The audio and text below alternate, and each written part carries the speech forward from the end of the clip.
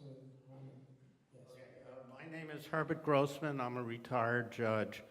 Could you tell me how it would be in Israel's interest, as far as security goes, to withdraw from the mountain ridges in the West Bank, as almost every proposal requires Israel to do, and what the Obama administration and Kerry are promoting?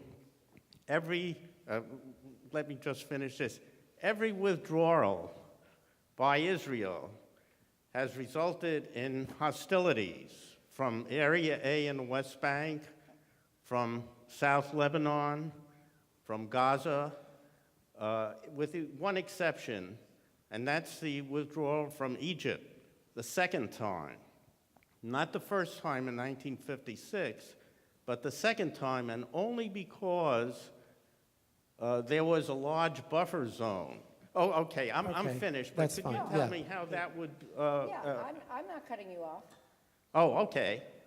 And that's because there was a large buffer zone that doesn't exist between Israel and the West Bank. There's a mountain ridge, and obviously there'll be rockets in there if Israel withdraws. So tell me how that could possibly enhance Israel's security. Well, as I said, I think Israel lives in an earthquake zone, and the tectonic plates are shifting. I'm not advocating any specific outcome here. I said the parties have to negotiate the solution. The U.S. can help get them to the table, but if they don't want it more than we want it, it's not going to work. That's the way I started. My view is that in any shape or form, Israel will always be vulnerable if it doesn't make peace in the neighborhood. Whatever borders you pick, even if it's the mountain ridges, you understand that Israel is 11 minutes by missile from downtown Tehran. So there are many ways to try to penetrate Israel, and that is why the Iron Dome and its successors are so critical for Israel. But in the end, I think making peace with the neighborhood is in Israel's interest. There have to be secure borders. We or some UN force may have to play a role in policing those borders. That's, again, something that could happen. And yes, Israel's unilateral withdrawals have not helped, including from Gaza. You didn't mention Gaza.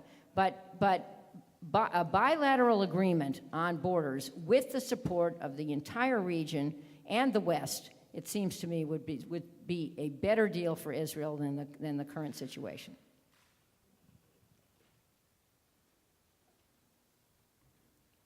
Any other questions? Yeah, can you, well, you can either speak loudly, that's fine, that's fine. Okay, fine. Hi. In your review of the neighboring countries, you didn't mention Jordan. Mm-hmm. And it seems to me that in any discussions about the West Bank and Palestinian state, there needs to be an inclusion of Jordan in these discussions to make it viable. So how do you see that playing itself out? Well, it's tricky. Jordan has been severely destabilized by 2 million refugees from Syria. Need to understand that. And it has a monarchy that is somewhat threatened by its population, which is largely Palestinian. I think that whatever deal is made, I think Jordan would want there to be secure border between Palestine and Jordan. That's one of the issues too. And Jordan will be a big player ultimately in how this comes out. Jordan heroically recognized Israel, as Egypt did some years back. King Hussein, the father of the current King Abdullah. And Abdullah is shaky, so you're right to mention it. And I guess my view is that a peace deal done right helps stabilize Jordan, and a deal to get Bashar out of Syria and put a transition government in there helps stabilize Jordan, and a deal to eliminate Iran's nuclear capability, other than civil nuclear capability, dramatically strengthens Jordan. So yes, it should be a beneficiary. It will be a beneficiary of at least the kinds of things I think should happen. There's one right there. Yeah. You were brilliant, as you always are. My question is... I hired him to say this. This is Ambassador Bernstein, in case you missed it. The Arab League, where are they? How come you don't see them doing anything, allowing the Arab world to just kill each other off? Well, I actually think they're doing more than they used to do. They supported, I'm not sure how I think it came out, but they supported the effort in Libya. They have been, Kerry and others have met with them to try to get them more active on Syria, on the right side of Syria. My own personal view is the United States should have intervened much earlier in Syria. It would be a less hard problem if we had done that. But I think they would have to play in any final deal. I'm not sure, but I think they are supporters of the 2002 Saudi offer on Israel. I'm fairly sure that they are, or that they would be. And yes, you're right. A group of states in the region ought to be more forceful, and they have not been. I agree with you. Over here.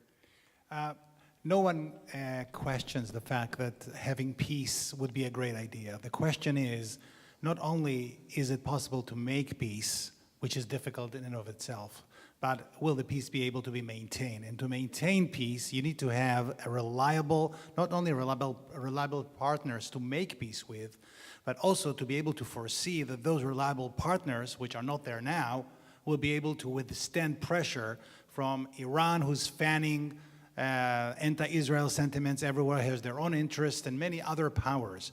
So right now, with what's going on with Hezbollah and Hamas and a very weak Palestinian Authority, all these efforts, if you're going to go to an Israeli public and tell them, and trust in this unstable partner, the future of your children from a distance of just a few dozen miles, I think that's a huge thing to request.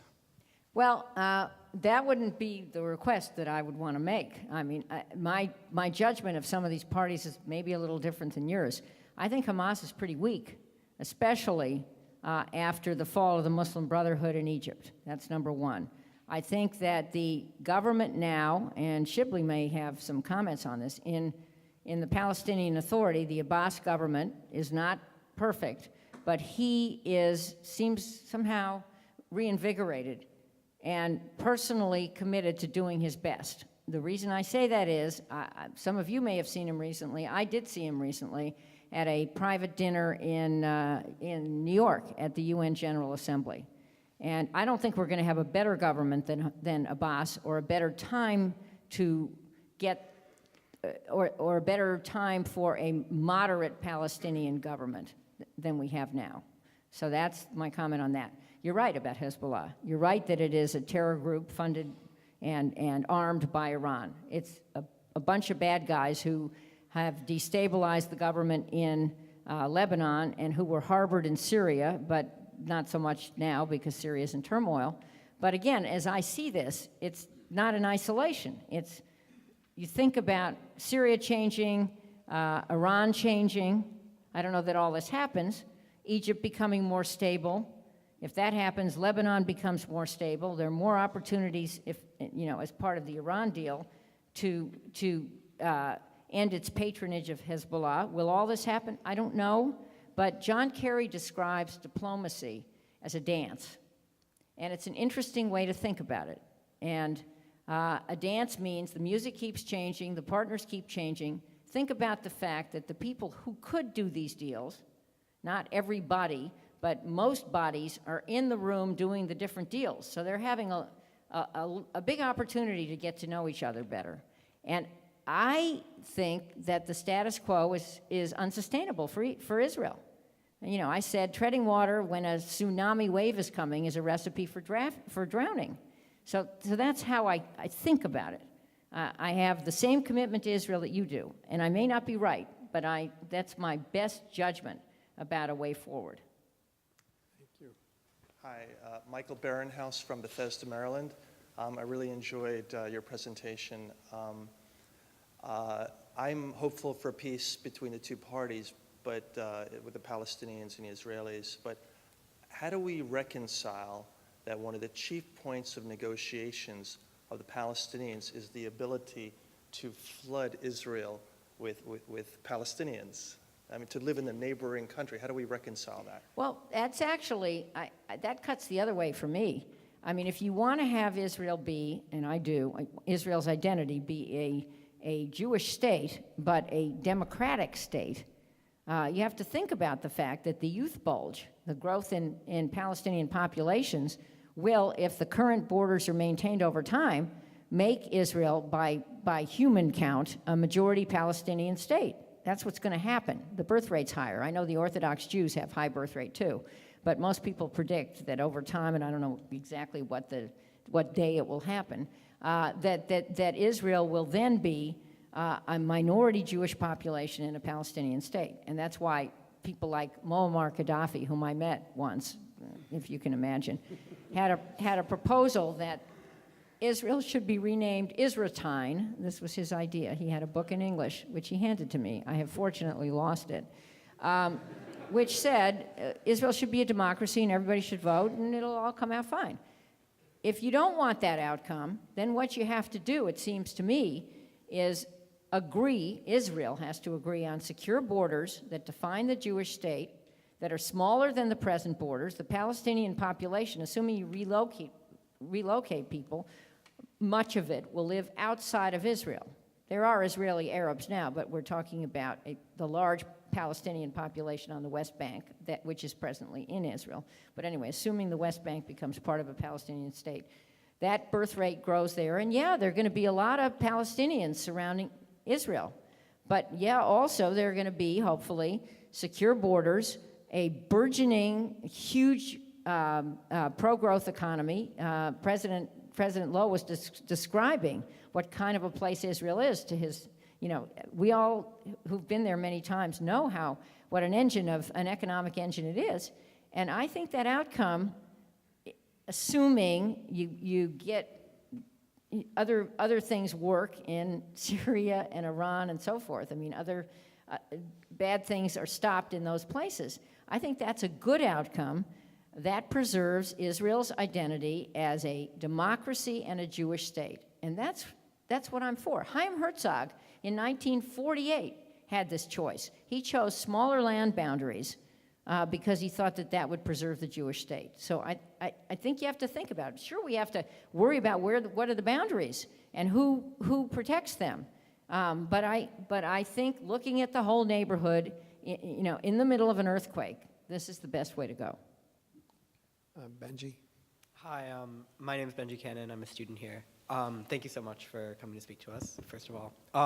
So Secretary Kerry actually, I think right before the negotiations started, said that he thought that there was kind of like a 2-year window left before the chances for a two-state solution died. I actually heard you also on a radio show, I think last year, with Stephen Walt, kind of talking about like the dicey Jewish future and kind of like the short term.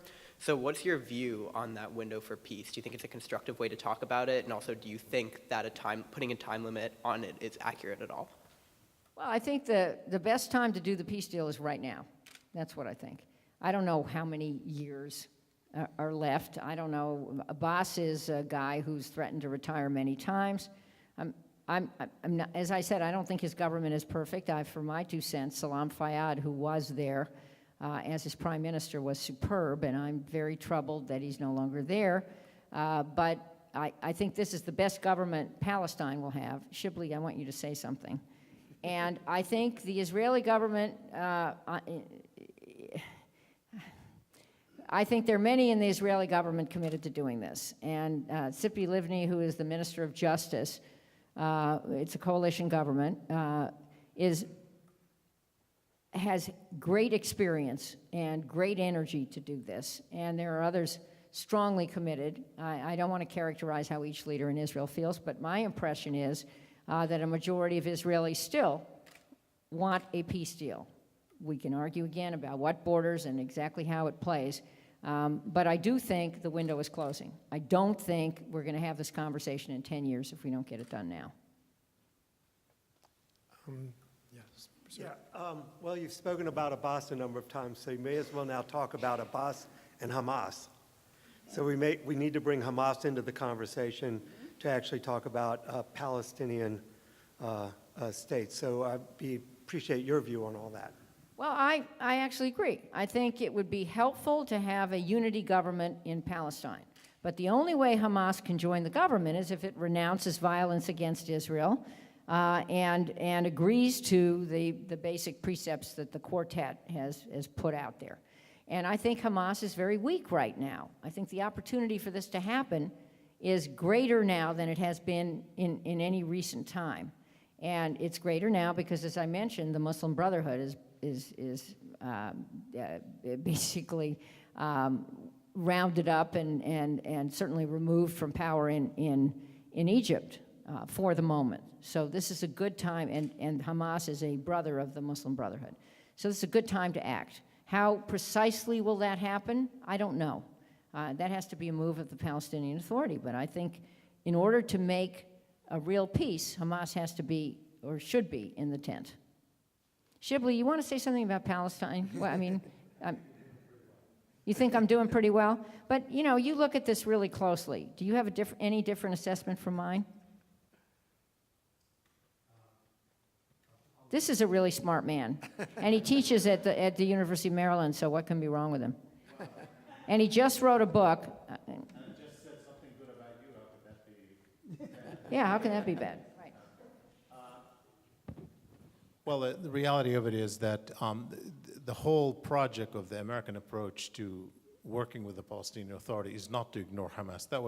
I was an advisor to George Mitchell in the first administration when he was mediating Arab-Israeli peace. I happen to be one of the people who recommended actually working toward a national unity government because I agree with the question, basically, that ultimately for final status agreement, you do need a unified Palestinian position. The approach of the administration, I think, is also Secretary Kerry's approach, is that in order, if you make a deal with the Palestinian Authority that is good enough for the Palestinian public to accept, then Hamas would have no choice but to join the game. That's really the approach. But the other side of the coin, of course, is that you're absolutely right, they're weakened. They have been weakened for sure, for a number of reasons, but especially because of the overthrow of Morsi in Egypt, undoubtedly. And they feel besieged. And of course, they lost their base in Syria. Don't underestimate that as well. They had a headquarters in Syria, and they pulled out of there, so they really are losing a lot of support. But nonetheless, they still have a lot of support in the Palestinian areas. And the Palestinian Authority is, if it doesn't deliver something very, very soon, something is going to give. And I think they're sitting, waiting in the wings. And the Israeli government, actually, just if you look at the Israeli press just in the past few days, is warning about the possibility of another intifada because people are pessimistic about the outcome of the negotiations. Nothing seems to be happening. And undoubtedly, they're still sitting there. So yes, the timeline is really short. I think Kerry you're right about giving him the compliments for understanding that the time is running out. But time is running out. There's no doubt about that. Let me just add one thing. Why not bring this back to our Congress? A lovely subject at this hour of night. One of the things our Congress has done right over the years is stand firmly on a bipartisan basis for protecting Israel's security.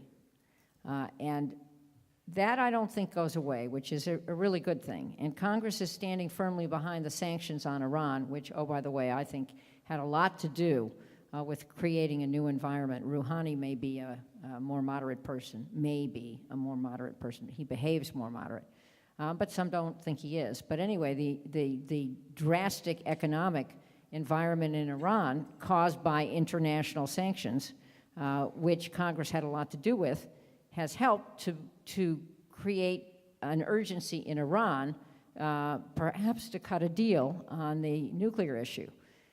And I don't see any reason why those sanctions should be waived by Congress. I do not see any reason. But I think if things proceed, then maybe Congress should, or the president should consider waiving the impact of some of those sanctions. I don't know how that goes. But I'm making the point that Congress is capable of doing things. Just maybe also Congress, if I weren't an optimist, I would not have served in Congress for 17 years, which is 119 dog years, by the way. Just maybe Congress will decide, now that the budget committees are supposed to meet and review and seek a compromise on the different budgets passed by the Senate and the House, just maybe they will stop bringing all the baggage into the room and saying, you did this to me 4 years ago and I resented it and all that. And just maybe they'll sit there and think, what kind of future are we going to have in this country if we can't ever agree on an annual budget? I mean, it sounds like a dumb question. Most families can figure out how to do that. Even the Dubins in their bipartisan family, I think, can do this. But Congress can't seem to do this. Similarly, with this peace process, I don't think we're going to get a better time, certainly not with respect to the Palestinian Authority. And why can't the parties stop bringing the baggage into the room and look forward and think about what is an end state that we really want? I can't imagine it isn't peace. Look forward in terms of the lives of the kids in the region. I think there are Palestinian kids who have big dreams just like Israeli kids do. And there are so many others in the region who have been deprived. Lots of work to do to build a better future for these kids. And if that can be done, then some kid in the boonies of Yemen who's trying to decide whether to strap on a suicide vest or not will think, gee, maybe I have another option. And I don't think we have a choice. I think going in this direction is in the collective interest of the region, and it is in our national security interest. How we get there does matter. The parties have to want it more than we do. But I think it is a dream worth pursuing. And we've talked about it forever, but it is really time to get on with it. Congresswoman Harman has unfortunately a scheduling conflict, so we have time for one more question, I think. Yeah. Hi, my name is Josh Gilstein. I'm the president of the Jewish Student Union on campus. I can take 2 questions, because then we're done. Okay. And I understand the importance of the U.S. government's role in the cooperation of the different parties. And I'd like to take a step back and get your take on the role of the average American Jew, and what is our role in the conversation of peace talks and instability? Well, I was talking about that. I think not just Jews, others who are, I mean, a lot of people have a stake in this. In fact, as it turns out, evangelical Christians are very interested in Israel, and so are many others. The average American citizen should care about this.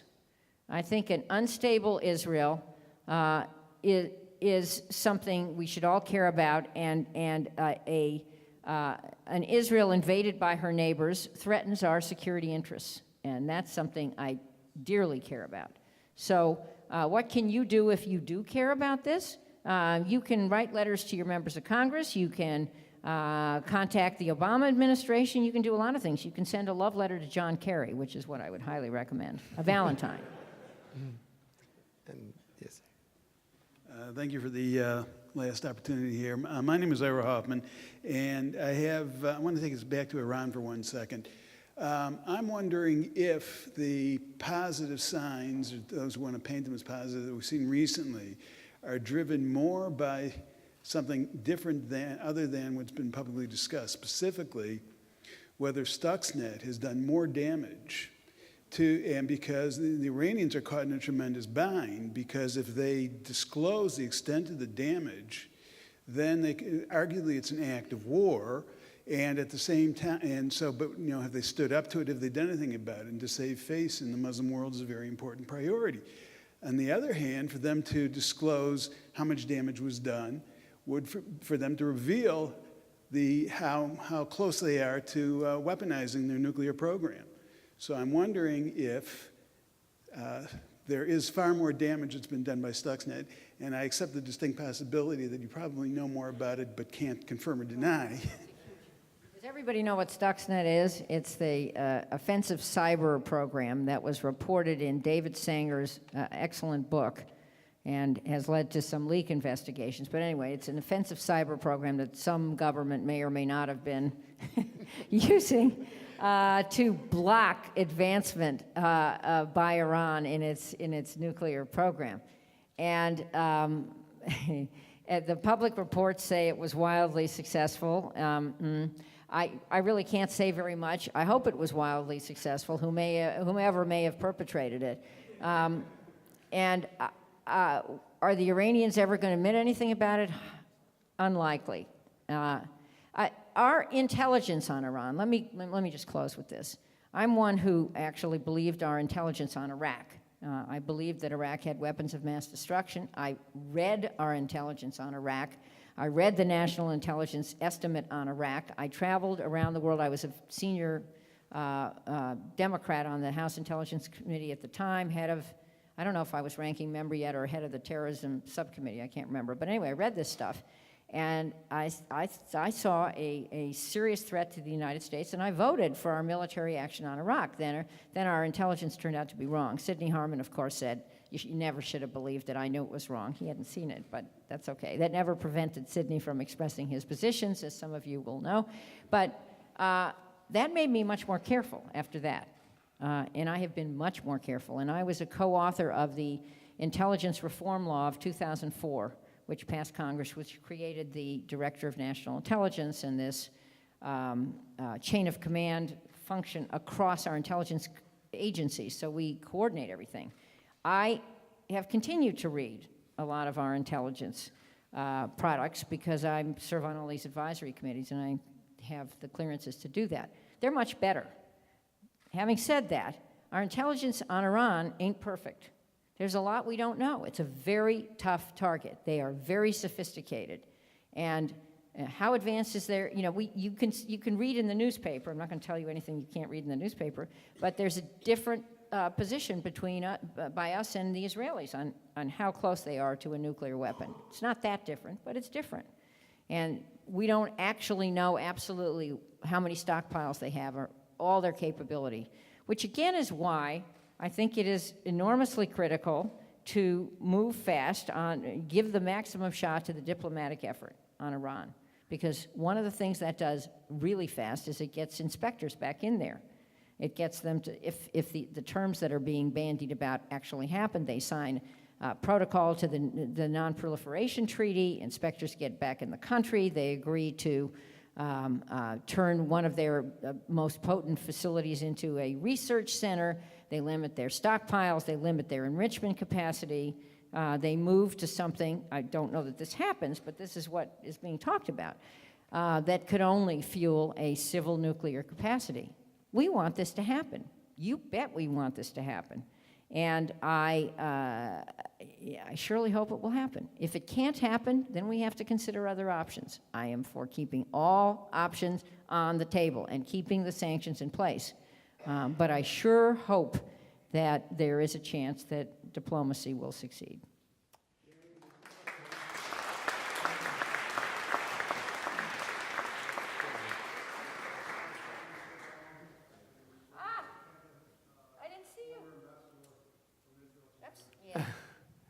Uh-oh. Now I'm in trouble. You need the mic? I didn't see you. I would have recognized you. Did you want to say something? Or you want me to recognize you? Joe, anyway, what an honor to have you here. Former Israeli ambassador to the United States and dear friend. So, folks, yeah. There he is. If I can just say a final thing, now that I'm late, running out the door, it's a hard problem. I don't pretend it is not a hard problem, but I think that there's no option to, doing nothing is not an option. Doing the right thing would be the best option. Thank you very much. Our program is going to continue for about 5 more minutes after Congresswoman Harman leaves, but thank you again very, very much, and let's again show our appreciation. Thank you so much.